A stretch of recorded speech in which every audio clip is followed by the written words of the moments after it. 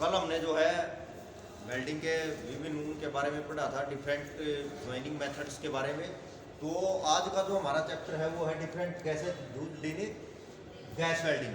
तो gas welding में इस्तेमाल होने वाली गैसें कौन कौन सी हैं, ठीक है, कौन कौन से फ्लेम उनके द्वारा बनाए जाते हैं, ये इस चैप्टर के अंदर हमें देखना है। ठीक है, तो गैस वेल्डिंग जो होती है एक ऐसा प्रक्रम है जिसमें गैसों के माध्यम से, यानी कि ज्वलनशील गैस और ऑक्सीजन गैस को मिलाकर एक ज्वाला बनाई जाती है। ठीक है, किसी भी ज्वलनशील गैस को मिलाकर बना सकते हैं हम ऑक्सीजन के साथ ज्वाला। ठीक है, और उस ज्वाला या फ्लेम का इस्तेमाल धातुओं को पिघलाने के लिए करते हैं। ठीक है, और जोड़ की खाली जगह को हमें फिलर रॉड के द्वारा भर देते हैं। ठीक है, फिलर रॉड एक्चुअली एक मीटर तक की लंबी स्टिक होती है। ठीक है, जो कि उसी मेटल की बनी होती है जिस मेटल को हमें जोड़ना होता है। जैसे अगर हमें कॉपर को जोड़ना है तो वो कॉपर की बनी होगी, और अगर हमें इसको ब्रास को जोड़ना है तो ब्रास की होगी, एल्यूमिनियम को जोड़ना है तो एल्यूमिनियम की होगी, और लोहे को जोड़ना है तो वो लोहे से बनी होगी हमारी। ठीक है, तो गैस वेल्डिंग के अंदर कई प्रकार की गैसें इस्तेमाल की जाती हैं। तो उन गैसों में क्या होता है, मुख्य रूप से जो हमारी शामिल होती है, जैसे ऑक्सीजन गैस है, ब्यूटेन है, प्रोपेन है, इथेन है, एलपीजी है, ठीक है, या फिर वही और हाइड्रोजन है, ठीक है, और एयर एसिटिलीन है, कोल गैस है, एटॉमिक हाइड्रोजन है। तो ये तमाम प्रकार की गैसें हैं जिनका इस्तेमाल हम गैस वेल्डिंग में करते हैं। ठीक है, तो गैस वेल्डिंग एक्चुअली पानी के नीचे भी वेल्डिंग और कटिंग में इस्तेमाल की जाती है। जैसे जो समुद्री क्षेत्र होता है, जैसा कि हम जानते हैं समुद्र के रास्ते विदेशों से इंटरनेट की केबलें भी बनाई जाती हैं। ठीक है, समुद्र के रास्ते से दूसरी नेटवर्क बिछाए जाते हैं, इंटरनेट की केबल्स हैं, ऑयल की पाइपलाइनें हैं, पानी की पाइपलाइनें एक देशों से दूसरे देशों में भेजी जाती हैं समुद्र के रास्ते से। ठीक है, तो वो तमाम काम कौन कर रहा है, वेल्डर कर रहा है। ठीक है, तो जब वेल्डर कर रहा है तो पानी के नीचे भी काम करना पड़ेगा उसको। ठीक है, वेल्डिंग भी पानी के नीचे ही होगी। ठीक है, तो वो तमाम काम जो है अंडर वाटर वेल्डिंग के अंतर्गत आता है। तो आज जो हम देखने जा रहे हैं उसमें ये देखना है हमें कि इन गैसों का कैसे काम होता है। जैसे सबसे पहले हम देखते हैं ऑक्सी एसिटिलीन गैस। ये एक ऐसी गैस है भाई जिसका टेम्परेचर 3100 डिग्री सेल्सियस से लेकर 3300 डिग्री सेल्सियस तक ताप क्रिएट कर सकती है ये, यानी कि मिनिमम जो टेम्परेचर क्रिएट होता है वो 3100 डिग्री सेल्सियस, और अधिकतम तापक्रम जो उत्पन्न करने की क्षमता इन दोनों गैसों की वो है हमारी 3300 डिग्री सेल्सियस। ठीक है, तो ये गैसें क्या होती है, 3 प्रकार के फ्लेम बनाती हैं इसमें। ठीक है, जैसे कोई चीज़ जलती है, फ्लेम से मेरा मतलब है जो ज्वाला निकलती है, गैस वेल्डिंग करते हुए देखा होगा तुम लोगों ने कई जगह, तो जो ज्वाला निकलती है उसको हम फ्लेम बोलते हैं, जो आग निकलती है उसके अंदर से। ठीक है, तो उसकी बनावट में अंतर आ जाता है।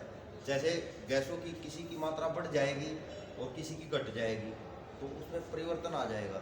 ठीक है, तो 3 प्रकार के बेसिकली इस्तेमाल करते हैं हम। एक होता है हमारा न्यूट्रल फ्लेम,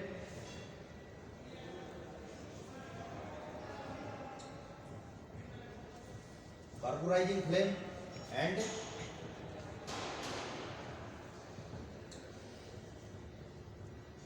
ऑक्सीडाइजिंग फ्लेम। ठीक है, 3200 degree Celsius, 3100 degree Celsius and 3300 degree Celsius. तो 3 प्रकार की ज्वाला बनती है। तो एक होता है न्यूट्रल फ्लेम। न्यूट्रल फ्लेम यानी कि एक ऐसा फ्लेम जिसमें दोनों गैसों की क्वांटिटी या मात्रा जिसको हम कहते हैं बराबर होती है, उसको हम क्या बोलते हैं, न्यूट्रल फ्लेम बोलते हैं। ठीक है, इसकी आकृति जो होती है फ्लेम के अंदर से गोलाकार होती है। जैसे कि इस फ्लेम की बात करें हम, तो ये टॉर्च है हमारी,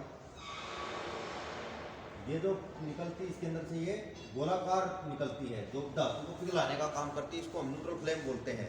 ठीक है, इसको इनर कोण कहा जाता है, और ये आउटर फ्लेम होता है हमारा। ठीक है, आउटर एनवलप भी कहते हैं इसको, बाहरी आवरण। ठीक है, तो न्यूट्रल फ्लेम जो होता है हमारा, इसमें दोनों गैसों की मात्रा बराबर होती है। दोनों गैसें कौन सी, ऑक्सीजन और एसिटिलीन।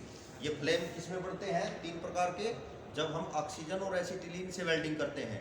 ठीक है, तो जब ऑक्सीजन और एसिटिलीन से वेल्डिंग करते हैं तो ये 3 फ्लेम बनते हैं। न्यूट्रल फ्लेम जिसका तापक्रम 3200 डिग्री सेल्सियस होता है, जिसमें दोनों गैसों की मात्रा बराबर होती है।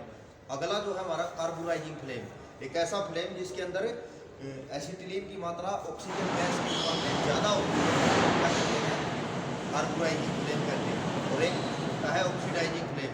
ऑक्सीडाइजिंग फ्लेम जैसा कि नाम से ही पता चल रहा है, यानी कि जिसमें ऑक्सीजन की मात्रा एसिटिलीन के मुकाबले ज़्यादा हो जाती है, उसको हम क्या बोलते हैं, ऑक्सीडाइजिंग फ्लेम बोलते हैं।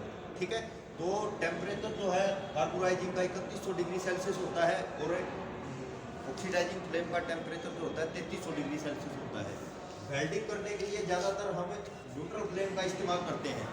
ठीक है, विभिन्न प्रकार की धातुओं की जब हमें वेल्डिंग करनी हो तो हमें न्यूट्रल फ्लेम का इस्तेमाल करते हैं, और कभी कभी कुछ धातुओं की वेल्डिंग के लिए हम कार्बोराइजिंग फ्लेम का भी इस्तेमाल करते हैं। ठीक है, इसमें कार्बन की मात्रा ज़्यादा होती है कार्बोराइजिंग फ्लेम में। ठीक है, और उसके बाद ऑक्सीडाइजिंग फ्लेम का इस्तेमाल जो है ब्रास और जिंक जैसी धातुओं की वेल्डिंग करने के लिए हम करते हैं। ठीक है, तो कटिंग के लिए भी इस्तेमाल करते हैं। इसमें एक नुकीली फ्लेम बनती है, जैसे इसमें गोलाकार हो गई है, और कार्बोराइजिंग में क्या होता है, 3 प्रकार की फ्लेम दिखाई देती है, 1 2 3। ठीक है, जो बीच की फ्लेम होती है ये, इसको हमें इसका इस्तेमाल पिघलाने के लिए नहीं करते हैं, पिघलाती तो यही है, पर इसमें आकृति में 3 फ्लेम दिखाई दे जाती हैं। ठीक है, इस बीच वाली उसको हम एसिटिलीन फीडर कहते हैं। ठीक है, तो इसमें जो है 3100 डिग्री सेल्सियस का तापमान उत्पन्न होता है। और ऑक्सीडाइजिंग फ्लेम की अगर हम बात करें तो इसमें कोण नुकीला होता है, बिल्कुल नुकीला। ठीक है, इसमें गैस तेज आवाज़ के साथ निकलती है, टॉर्च के अंदर से तेज आवाज़ उत्पन्न होती है और शोर उत्पन्न होता है बहुत ज़्यादा। ठीक है, इस फ्लेम का वेग ज़्यादा होता है, तो इसलिए इसका इस्तेमाल वेल्डिंग में कम ही किया जाता है। इससे क्या होता है, बेस मेटल जल्दी पिघल के बह सकता है, वेग तेज है। ठीक है, अब एक जैसे कोई पानी नहर में चले, एक पंप चल रहा है, बड़ा तेज़ी से प्रवाहित हो रहा है। ठीक है, तो जो तेज़ी से आ रहा है वो किसी भी चीज़ को बहा देगा, तो मेटल भी लिक्विड फॉर्म में आ जाता है, जब तभी वेल्डिंग होती है। और लिक्विड फॉर्म वाली चीज़ में अगर वेग डाला जाएगा, प्रेशर डाला जाएगा, तो वो चीज़ बह जाएगी। ठीक है, तो इसलिए इस फ्लेम का इस्तेमाल थोड़ा हम कम करते हैं। ठीक है, तो ये 3 प्रकार के फ्लेम निकलते हैं हमारे ऑक्सी एसिटिलीन वेल्डिंग के दौरान। ठीक है, मिनिमम टेम्परेचर 3100 डिग्री सेल्सियस होता है और अधिकतम 3300 डिग्री सेल्सियस होता है। अधिकतर इन्हीं 2 गैसों का इस्तेमाल गैस वेल्डिंग में करते हैं हम। ठीक है, तो उसके बाद है ऑक्सी हाइड्रोजन गैस। ठीक है, oxy hydrogen gas, oxy hydrogen gas एक ऐसी गैस होती है कि हाइड्रोजन एक ज्वलनशील गैस है और ऑक्सीजन एक सहायक गैस है, सपोर्टिंग गैस है, जो जलने में मदद करती है। तो जब दोनों गैसें मिलती हैं तो ये 2400 डिग्री सेल्सियस से लेकर 2700 डिग्री सेल्सियस तक का तापमान उत्पन्न करती है। ठीक है, 2400 डिग्री सेल्सियस से लेकर 2700 डिग्री सेल्सियस तक का तापमान ऑक्सी हाइड्रोजन गैस उत्पन्न करती है, और इसका इस्तेमाल हमें कटिंग कार्यों के लिए करते हैं। ठीक है, स्टील वगैरह की कटिंग के लिए हम इनका इस्तेमाल करते हैं, या फिर ब्रेजिंग और सोल्डरिंग में भी इस फ्लेम का इस्तेमाल हम करते हैं। ठीक है, उसके बाद है वही ऑक्सी एलपीजी।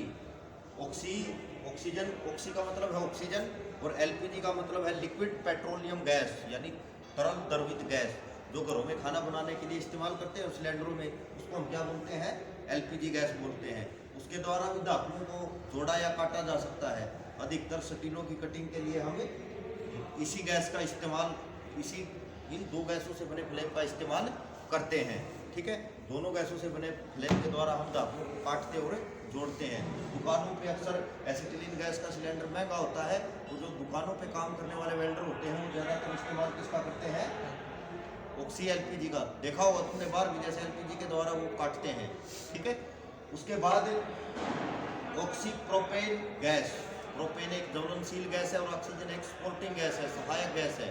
ठीक है, दोनों को मिला के फ्लेम बनाई जाती है, और दोनों से बने फ्लेम का टेम्परेचर 2450 डिग्री सेल्सियस से लेकर 2775 डिग्री सेल्सियस तक पहुंच जाता है।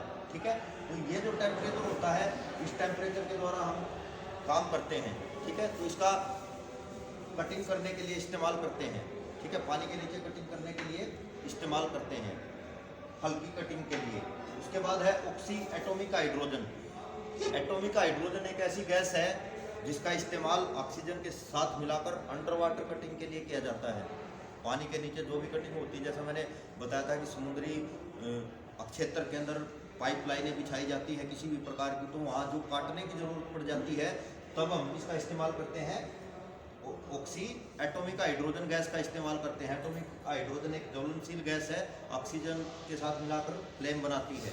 ठीक है, इसका भी टेम्परेचर जो होता है 2700 डिग्री सेल्सियस तक हो जाता है।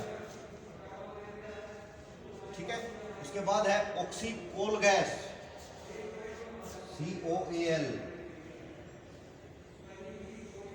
ऑक्सीकोल गैस। ऑक्सीकोल गैस जो होती है हमारी, ये एक ऐसी गैस होती है जिसका टेम्परेचर जो होता है वो होता है हमारा 1800 डिग्री सेल्सियस से लेकर 2200 डिग्री सेल्सियस तक। ठीक है, तो ये गैस जो होती है कोयले के जलने से उत्पन्न होती है, कोल गैस। ठीक है, जो कोयला होता है हमारा, उसके जलने से ये गैस उत्पन्न होती है। ठीक है, तो कैसे उत्पन्न करते हैं इसको? वायु की अनुपस्थिति में जब कोयले को गर्म किया जाता है तब कोल गैस का निर्माण होता है, वायु की अनुपस्थिति में। ठीक है, जब हम कोयले को गर्म करते हैं तो कोल गैस का निर्माण होता है, फिर उसको भंडारित कर लिया जाता है और उसका इस्तेमाल गैस वेल्डिंग के लिए हम करते हैं। ठीक है, टेम्परेचर 1800 डिग्री सेल्सियस से 2200 डिग्री सेल्सियस तक हो जाता है इस गैस का। उसके बाद है एयर एसिटिलीन। एयर किसको कहते हैं? एयर, मैंने अभी बताया था कि एनवायरनमेंट के अंदर विभिन्न प्रकार की गैसें होती हैं। ठीक है, 72 प्रकार की लगभग गैसें होती हैं। तो वो गैसें जो संयुक्त रूप में होती हैं उसको हम एयर कहते हैं, वायु कहते हैं। ठीक है, अगर हम अलग अलग गैसों की बात करें तब उनका नामकरण होता है, जैसे ऑक्सीजन है, प्रोपेन है, ब्यूटेन है, मीथेन है, इथेन है, वो अलग अलग नामकरण है। पर जब एक संयुक्त एनवायरनमेंट के अंदर गैसों की मौजूदगी को जो शब्द दिया जाएगा उसको हम क्या कहेंगे? एयर कहेंगे, वायु कहेंगे। ठीक है, यानी कि जो वो अभी तो मिक्सचर अवस्था में है सभी गैसें, तो वो एयर है। ठीक है, उसके बाद एयर एसिटिलीन के द्वारा भी वही काम किया जाता है वेल्डिंग का और कटिंग का। ठीक है, पाइपों की वेल्डिंग में अधिकतर इसी फ्लेम का इस्तेमाल करते हैं। 1825 डिग्री सेल्सियस से 1875 डिग्री सेल्सियस तक जो है इस फ्लेम का तापमान पहुंच जाता है, यानी कि जो वायु और एसिटिलीन के द्वारा निर्मित होता है। ठीक है, तो इसके फ्लेम का इस्तेमाल भी हम करते हैं। ठीक है, तो ये तमाम गैसें हैं जिनका इस्तेमाल हमें करते हैं गैस वेल्डिंग के दौरान, और इनके फ्लेम अलग अलग टेम्परेचर देते हैं, अलग अलग कामों के लिए इस्तेमाल करते हैं, अलग अलग धातुएं जोड़ी जा सकती हैं। ठीक है, कई बार ऐसा होता है कि कोई फ्लेम किसी गैस के लिए ज़्यादा सूटेबल होता है और कोई किसी के लिए होता है, तो उसके आधार पर भी इनका चयन करते हैं हम। ठीक है, तो इस प्रकार से ये तमाम प्रकार के वो हैं हमारे गैसें हैं जिनका इस्तेमाल हम गैस वेल्डिंग या कटिंग के कार्यों के लिए करते हैं। जैसा मैंने बताया था, गैस कटिंग का इस्तेमाल काटने के लिए भी करते हैं, जैसे कि बहुत सारे मेटल ऐसे हैं जिनको हैंड एक्सा से काट लेते हैं हम, बहुत सारे ऐसे हैं जिनको हम पावर एक्सा से काटते हैं, और जो पावर एक्सा से भी नहीं कट पाते हैं उनको हम गैस कटिंग के द्वारा काटते हैं। ठीक है, उसके लिए जो वेल्डिंग की टॉर्च होती है गैस वेल्डिंग में वो अलग होती है, और जो कटिंग की टॉर्च होती है वो अलग होती है। कटिंग टॉर्च भारी होती है इसके मुकाबले। ठीक है, तो ये तमाम प्रकार की गैसें हैं जिनका इस्तेमाल हमें करते हैं गैस वेल्डिंग करते समय। ठीक है, क्लियर ये चैप्टर भाई?